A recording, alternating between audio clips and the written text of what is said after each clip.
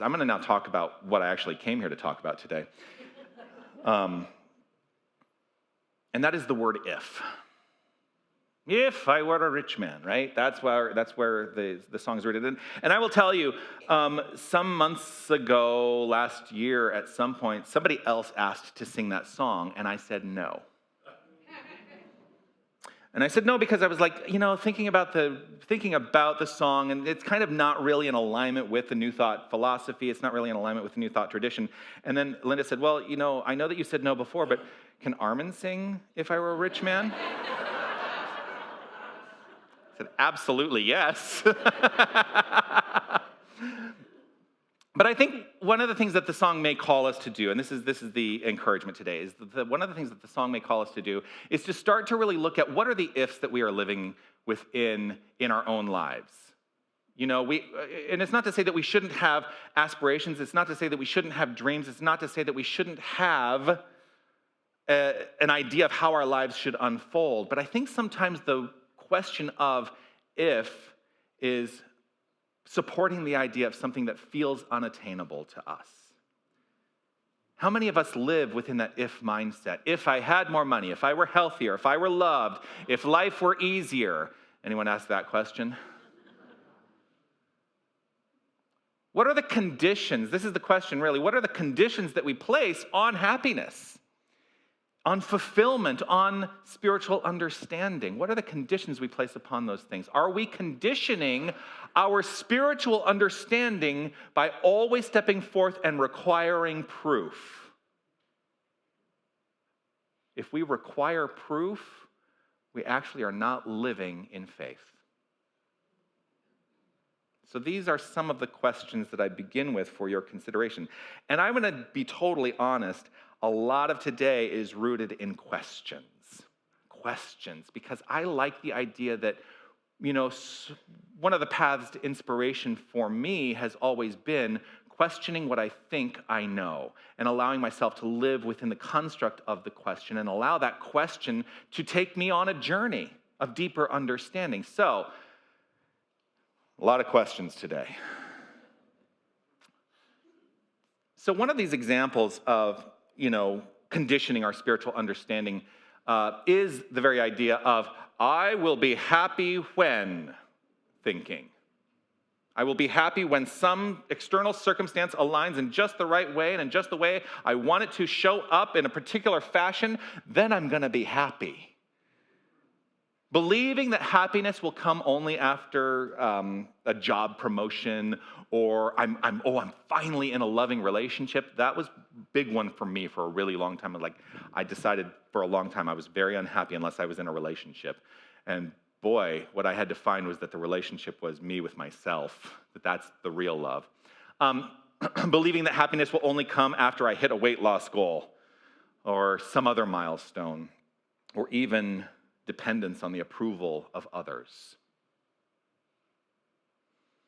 Another example is when we are living within the construct of comparison-driven fulfillment. And what I mean by that is measuring our sense of fulfillment based on how we stack up against others.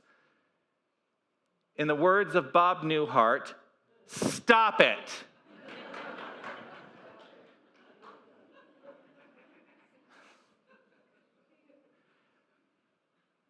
Comparison-driven fulfillment also is, the idea that we only feel purposeful. We only feel as though we have purpose in life if others are acknowledging and praising our contributions.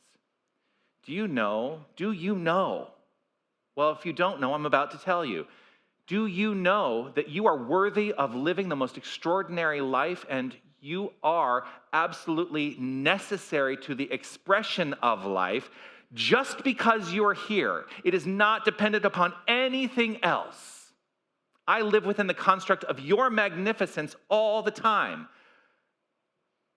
because I choose to see you as a reflection of infinite magnificence that we all are.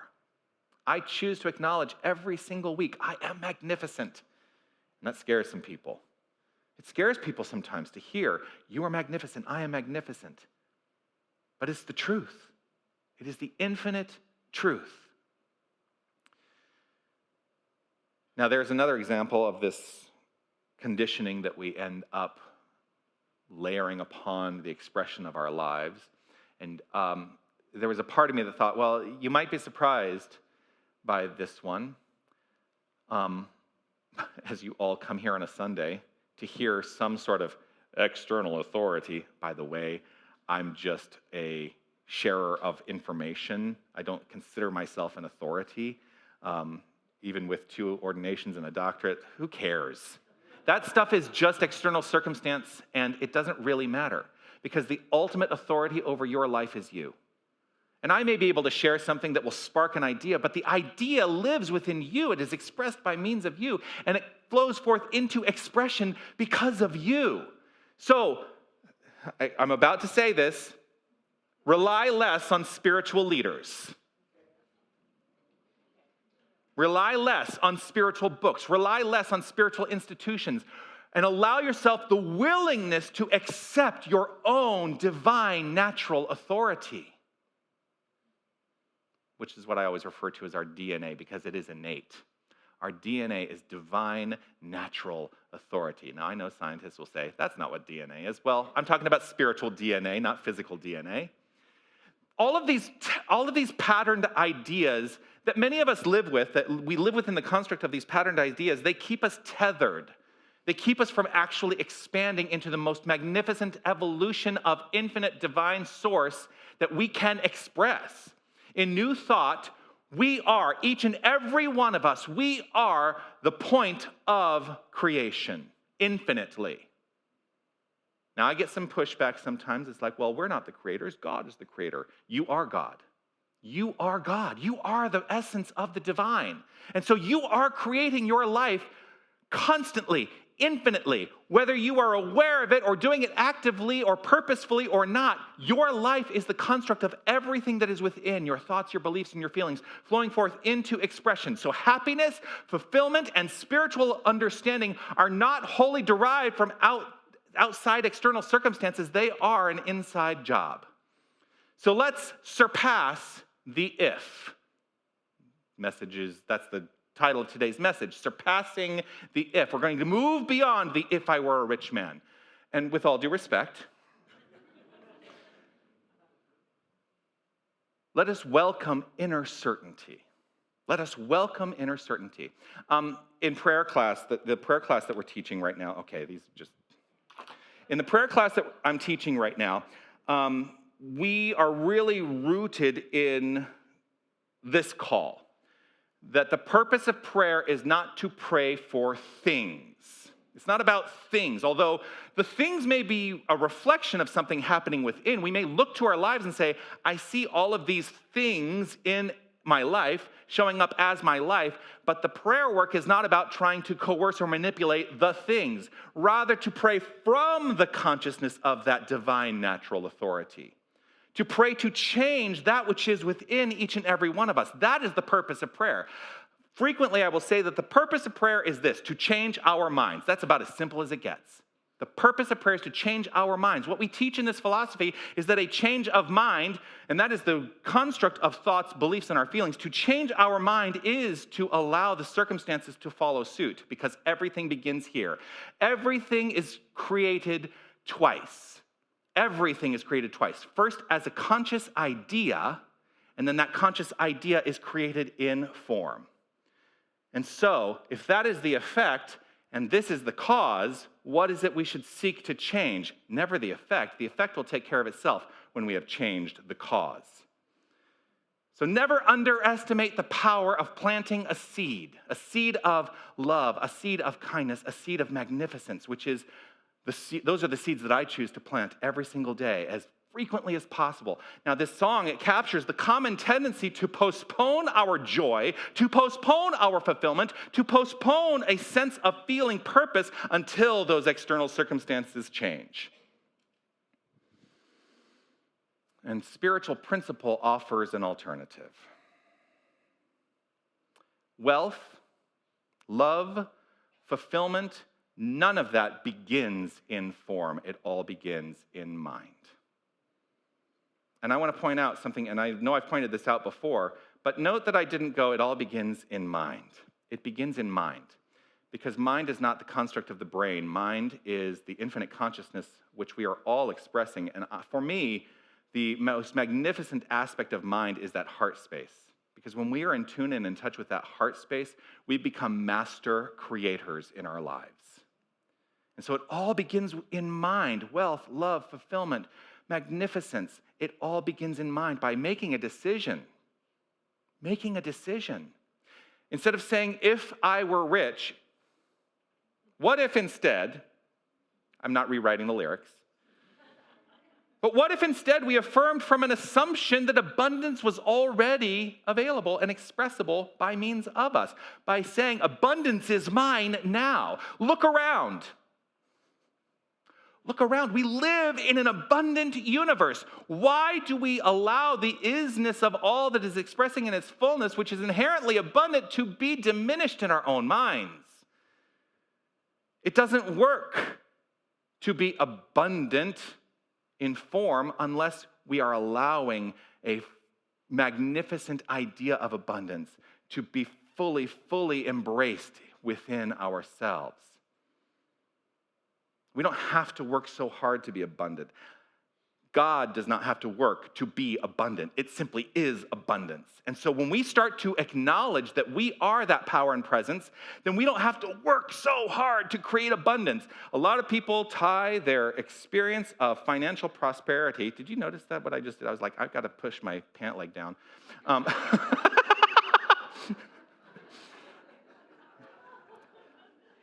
We are in our culture, we are taught that the source of our financial prosperity, which we align with our abundance, oftentimes we are told that that is our job. What if you were to disentangle those things and realize that the source of your prosperity, the source of your abundance is infinite source. It is God. And that it is showing up in magnificent, extraordinary ways that are not just your job. Now, your job may be part of that. That's okay. Trust me. I love my job. And it supports me financially. I love it. But it's not the only source of my recognition and acceptance of abundance in expression. So disentangle the idea that anything is related to form. It's all so much more. We are the very expression of that isness, the magnificent, infinite divine. We are the very expression of the thing itself. And all aspects of the divine are the aspects of us. So what if we allowed a deeper understanding and acceptance of this idea? Abundance is our birthright. That's an inner acceptance. Abundance is an inner birthright, an inner acceptance that is the abundance is our birthright. And the expression of it out there, the outer expression of that inner idea is what we may refer to as prosperity, because prosperity is a form-driven idea.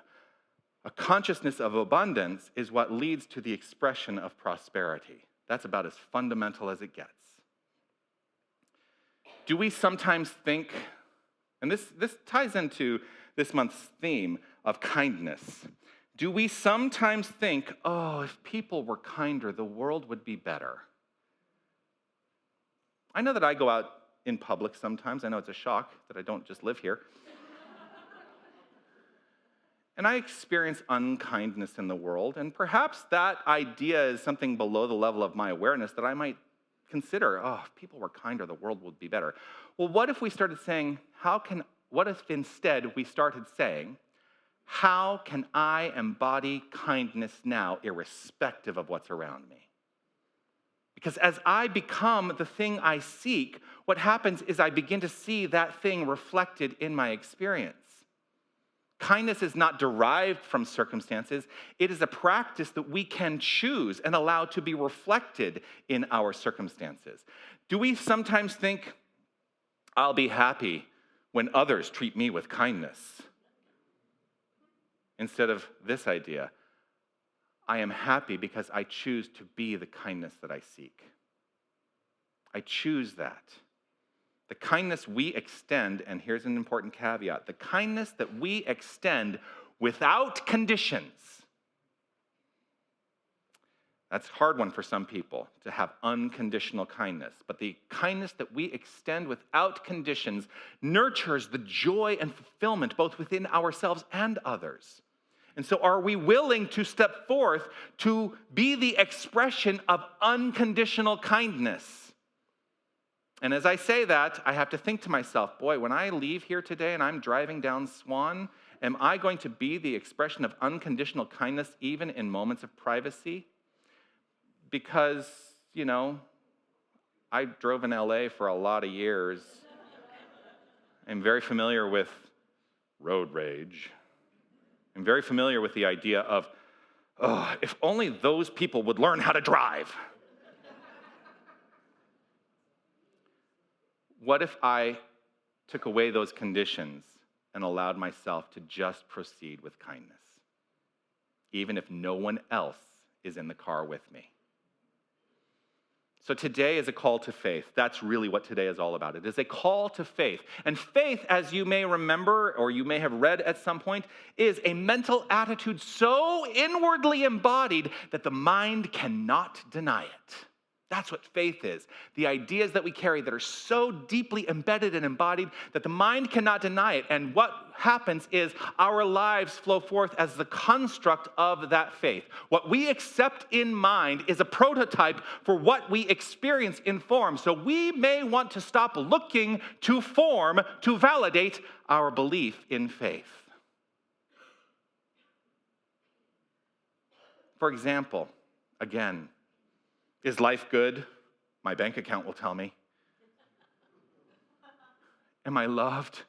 My social circles will support that idea of love. Does my life have value? Only as I perceive it reflected to me. Here's the thing. You have to be the point of creation for all of these ideas. Life is good if you decide life is good. You are loved if you decide that you are loved. Your life has value if you decide your life has value. And it does not matter what anybody else thinks. It does not matter. I mentioned Cheryl Lee Ralph a couple weeks ago, basically saying the Critics' Choice Awards, no one has to like you, no one has to love you, no one even has to respect you, but you better love, like, and respect what you see in the mirror. That's what's important. At what point might we stop seeking proof of these things in our lives and start living as examples of these things in our life? Jesus was a way shower. And we look to Jesus as a way shower. We look to many mystics throughout the ages as way showers, forgetting that we can be way showers too. There is no limitation on the way in which we may choose to be way showers of love and kindness and respect and joy in this world. So how will you choose to proceed? Ernest Holmes wrote this. He said, as we depend on any condition, past, present, or future, we are creating chaos because we are dealing with effects and not causes. So do you choose to live in a world of chaos or a world of order? Order being one of the faculties of the divine that we teach here in Unity, one of the 12 powers. Order is paramount, and order is an inside job. And we allow that order to be relinquished when we look to the circumstances to prove to us something in our lives. The chaos in my mind will always create unpredictable results.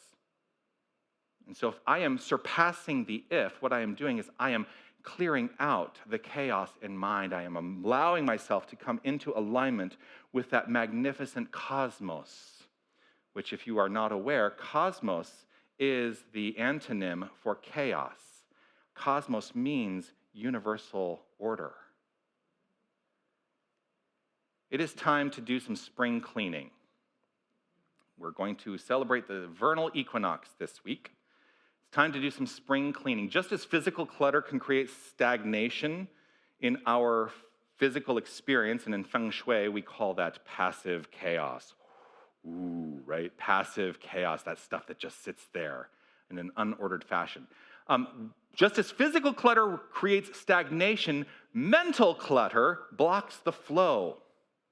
So are we reluctant to welcome new thoughts to crowd out old beliefs, or are we willing to step into new thoughts? Are we engaged in mental hoarding? Think about that one. Like Tevia's dream of wealth, we may be engaged in mental hoarding when we are engaged in the ifs of life. If I only had, if I only were, if only life would. So I have 5 steps to consider how we may mentally declutter and surpass the ifs of life. The first one is, you might guess, throw away anything that is unnecessary.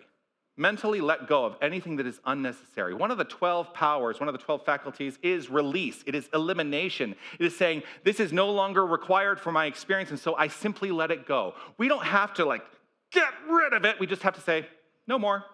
Let it go. So what are some beliefs? This is the call to, this is a rhetorical question. You do not need to shout out answers. What are some beliefs that you can currently identify that do not serve you, even if they did at some point previous to this one serve you? Is there anything that you're holding on to that does not serve you in this moment? Maybe it's ideas of lack, limitation, doubt, worry. What ifs are you willing to throw away? That's the first of these 5 ideas. The second is to give away something, to give away those things. Now, really, the idea when you're clearing out clutter is to give away that which might have been useful to you at one point is no longer useful, but somebody else might find it useful. I think that the only things that are useful to give away are love, light, peace, joy, and wisdom. And you know what's really great about it is if you give those things away, you also retain them. Because there is an infinite abundance of love. There is an infinite abundance of light. There is an infinite abundance of peace and joy and wisdom. And so as we give it away, what we find is that we are infinitely immersed in and expressing from those points of view. So it doesn't matter how much you give away, you're always going to keep some of it.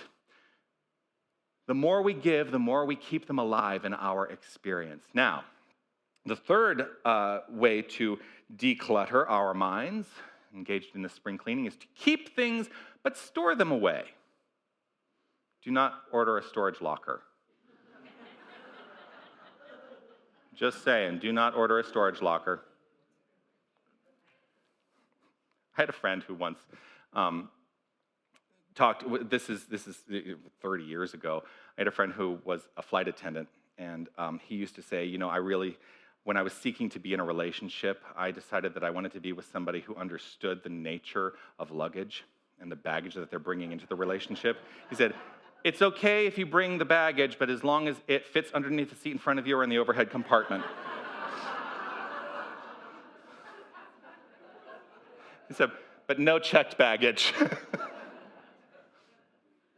So here's the thing, not everything from the past needs discarding. You can, now I said before, stop listening to your minister. I basically said that, right? But you can retain the words of infinite wisdom that is expressed around you, the words of a teacher, an elder, or an inspiring moment. I have on my computer, I don't have it up here. I have this note in my notes app. It's on my computer, it's on my phone, it's on my iPad, it's everywhere. I could always have access to it. It's called my Sunday Notes. And what it is it's bits of wisdom that I have collected throughout my career that I look to and allow to inspire me on a Sunday. So I do keep things. I store them for later inspiration. That's the thing I'm encouraging us all to keep. Review what you need to review as needed, because I have also gone into those notes and I've said, this is no longer relevant, and I delete it. Review them as needed and be intentional about what you choose to store. There is also a good friend of mine who, and this is in my notes, and I've had this in my notes since I started these notes like 20 years ago. My dear friend Curtis used to always reference his mother, his grandmother, and she was known as Miss Minerva. And he would always talk about this being a way that he would wake up every single day, and this was something that he kept in his consciousness, and stored it and used it as needed. And what he found is he needed this every morning. When she would say to him, he continued this, she would say, "Good morning, baby. It's time to go out and meet your great." And that is something that he willingly gave to the world. And so I allowed myself to keep and store that idea and allow myself to be inspired. Never underestimate the seeds you may be planting in someone else that they will take to be inspired. There's a fourth category, those things that we're not sure about. Oh, are you not sure? Here's what is oftentimes called for. Put it in a box. Set it aside for 6 months and see if it's really needed. And if it's not, let it go. Don't even reopen the box. If you find that in those 6 months you have not opened the box, let it go. We can do this in mind. We can do this in mind. We can live in the mystery, but actively engage in the question. Are we holding on to uncertainty, or are we willing to allow clarity to emerge by putting things aside in a box and determining whether or not we really need them?